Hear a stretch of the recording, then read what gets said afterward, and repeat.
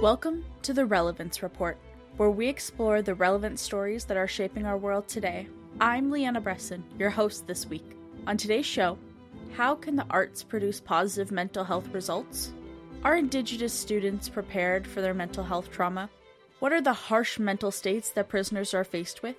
And a professional counselor tells us how to keep it positive.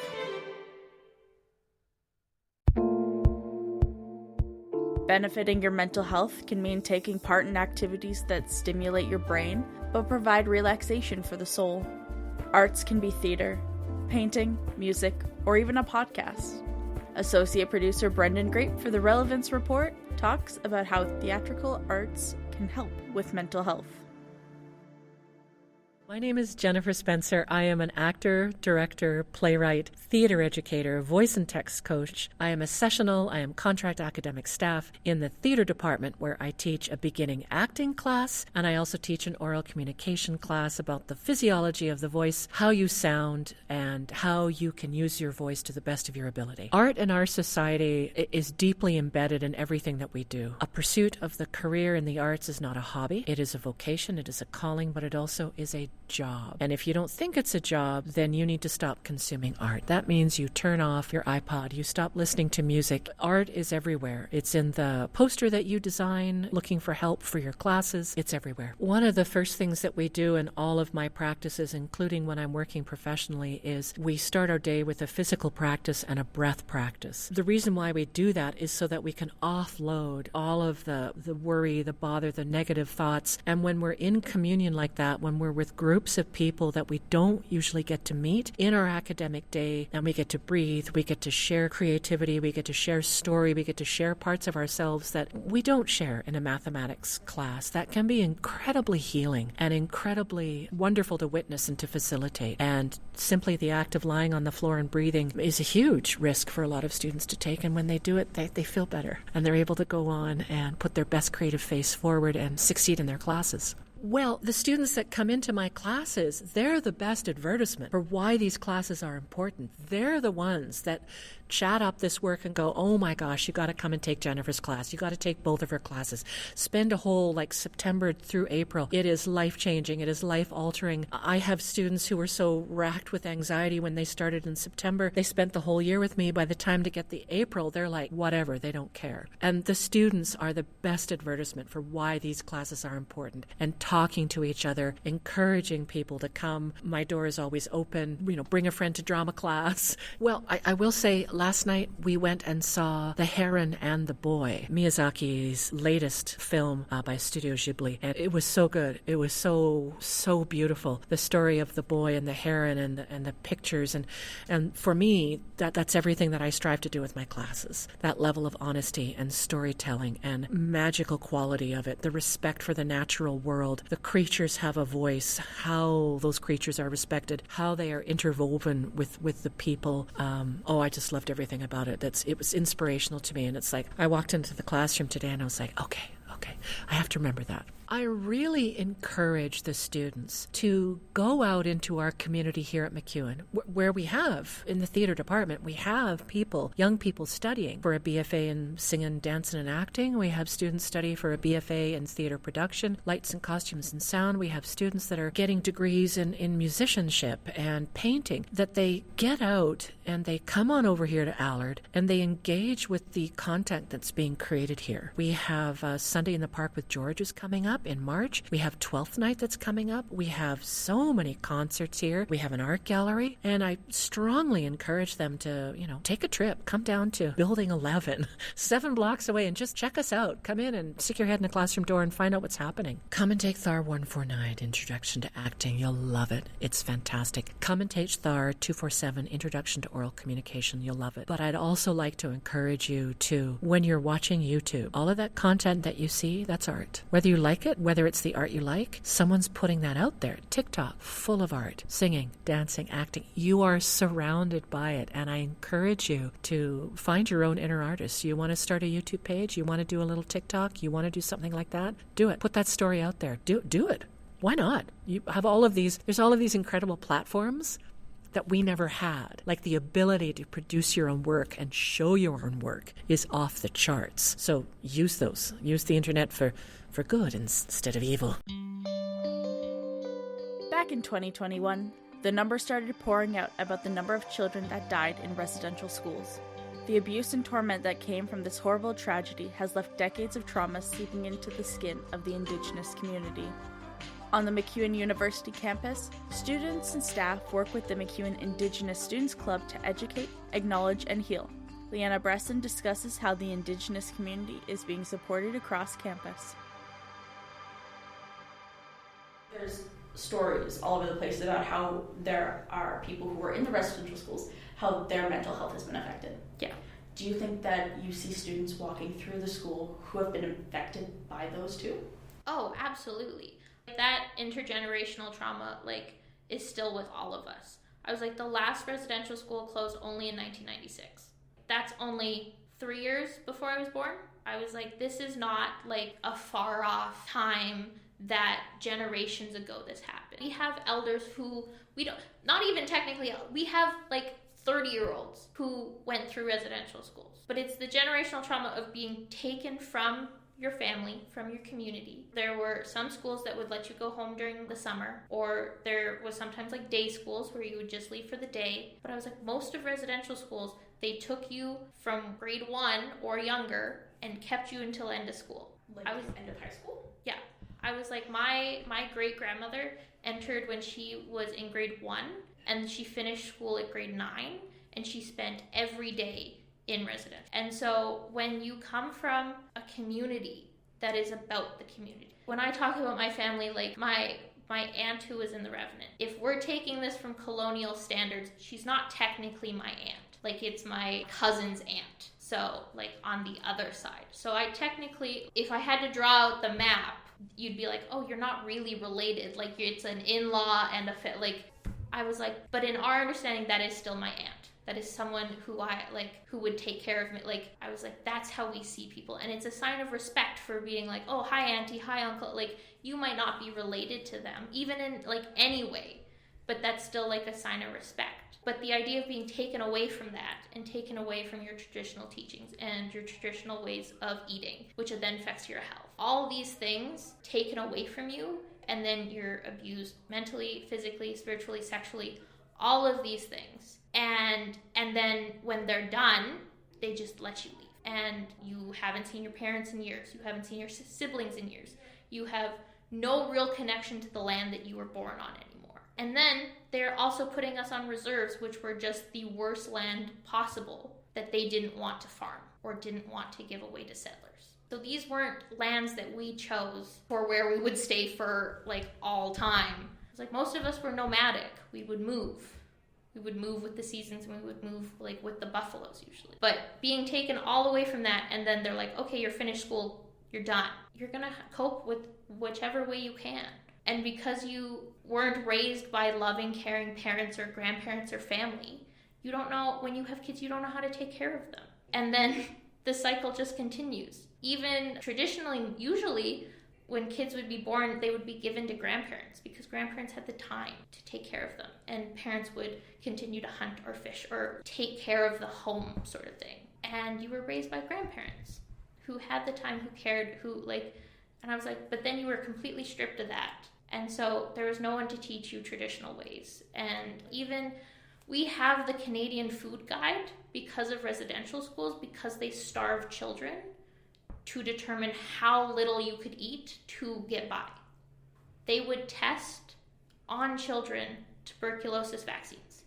They would test on children in a number of ways. Our elder here, one of her sisters was taken when she was 5, I believe, and was taken to a sanatorium for TB until she was 18. And then they let her leave. So she never grew up with family. They've now reconnected, but how are you supposed to feel that connection to family, to land, to home, to community, to culture, if you've been totally taken out, stripped of your complete identity since you were a child? Mental health can be affected in many ways, from stress about work to getting bad news. Working on ways to improve it is important. but everyone has different methods. Natan Leong of the Relevance Report talks to an ex-convict who tells us about how his mental health was affected in prison and house arrest, and how he dealt with it. I remember when I was sentenced, I remember being in the courtroom and having a thought to myself where I have to just shut down. I have to shut down. I have to go on autopilot, and my wants, my desires, my needs, my goals, none of it matters. I just need to direct my energy towards getting through these next years. And I looked at it like a marathon almost. Like, if I waste all my energy in the first years, the next years are going to drag on. I only have so much to give to this. So if I'm way too worried about, well, I wanted this kind of life. I wanted to go on these vacations. I was working towards this, but now I can't because I'm in jail. That would really affect me. So I had to just give up basically my identity to make it through this time of my life. And with the going in and out, in and out, in and out, there wasn't consistency long enough for me to even have any tools in mind to keep me through it. It was literally one moment at a time that I had to direct my energy to. And there were times in there where like breath work got me through. And that's all I had, is just focusing on my breath. And that's about all that I had space for in there to do, or time. Most of the mental health work for me came after everything was said and done. I could do all of the mental health practices I want, but I'm in a setting that is still not conducive to my healing. And so I would just be fighting myself and beating myself up because I'm not seeing progress, but I'm also not in that setting that's going to give me the healing I need. And so that was a realization I had, where I'm going to continually be put into these situations, and I can't really heal until that's taken off my shoulders. And so once my sentence was served, once my conditions were over and all that, that was a huge weight lifted off my shoulders, and it was almost an aha moment of like, now it's time to unpack. So for 6-7 years, I was on autopilot, and then as soon as everything was done, it was, right, I put myself in autopilot. I need to take myself out now because I don't need to be in that mode anymore. So most of my healing has come afterwards, because it really wasn't possible for me during. And I tried. Believe me, I tried. But during and shortly after was a pretty steady decline in mental health. And it was only, I guess, about 2 years after everything was said and done that I started seeing more of an upswing. Hearing things over and over in books, all saying the same things, how to heal, it kind of gave me a guide on how to heal and how to work on things. And so that's one of the things that really speed boosted my mental health journey, is almost an obsession with mental health books and just exploring all philosophies, all ideas. But then I got to books of yoga.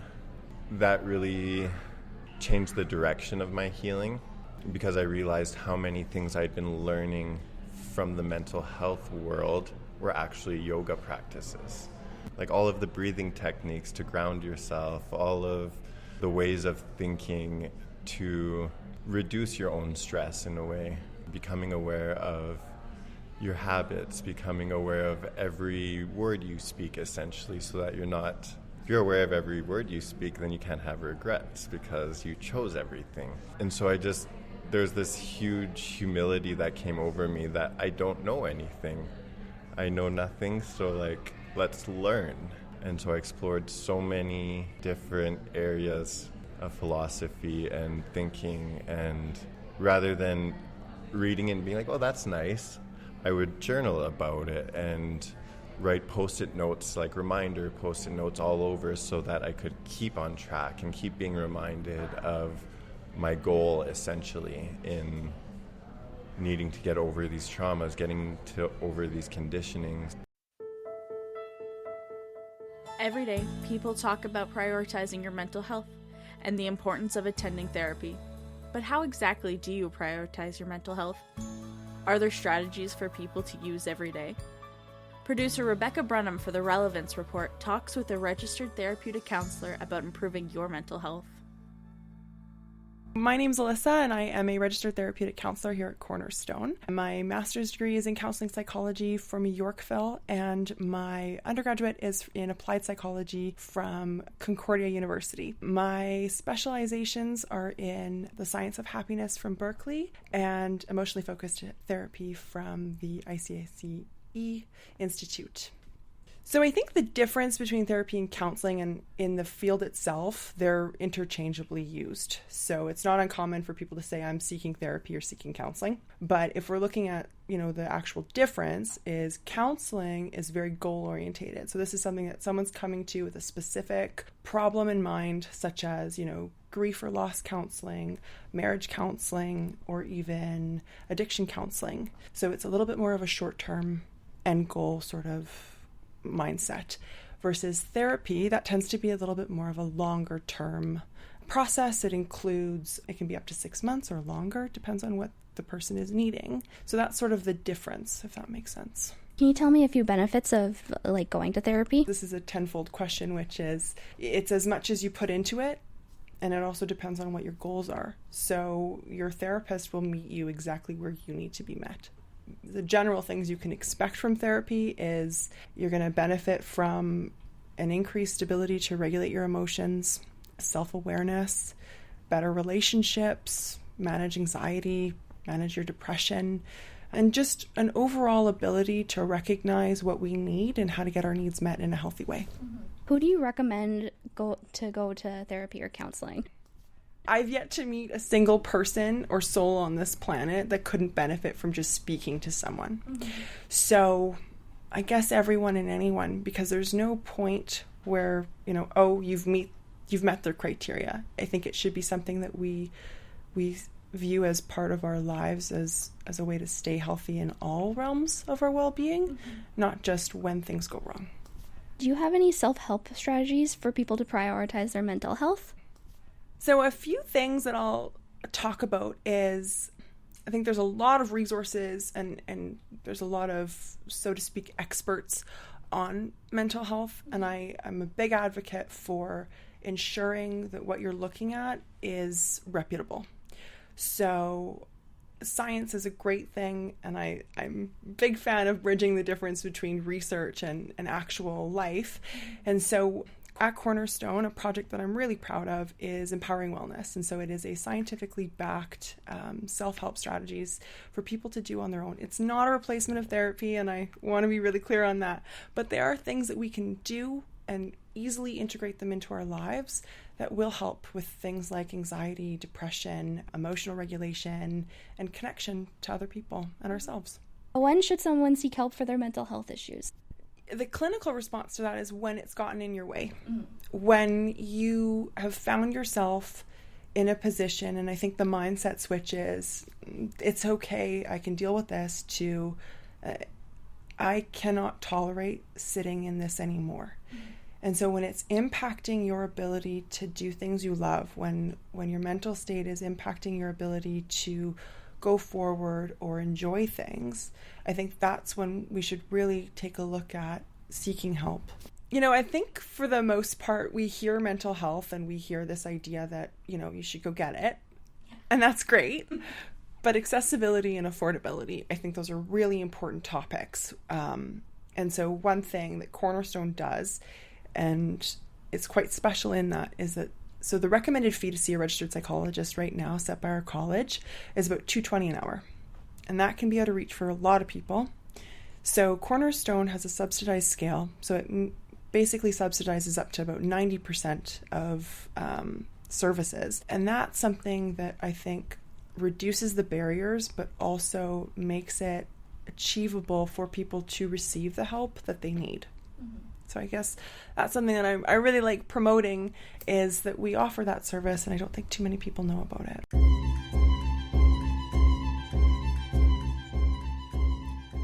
Thanks for joining us for the Relevance Report. This week's episode was produced by Leanna Bressan, Rebekah Brunham, Natan, Leong, and Brenden Grape. The show is edited by Natan Leong. The show's supervising producer is Sheena Roster. Additional studio supervision by Sasha Stanojevic. This podcast is produced as part of the BCSE 325 Radio News and Documentaries course in the winter 2024 semester. The course is part of the Bachelor of Communication Studies program in the Department of Communications at MacEwan University. The show was edited and produced out of the MacEwan Media Production Studio. Our theme music is called Buzzing by Kaylee Lambert. Logo's design for this podcast is by Sasha Stanojevic. And I'm Leanna Bressan, your host for this week's episode. Don't forget to subscribe to the Relevance Report on Apple Podcasts, Spotify, or wherever you get your podcasts. And if you like what you heard, please leave us a review and rating. It really helps people find the show. Please join us again next week when we report the relevant stories that are shaping our world.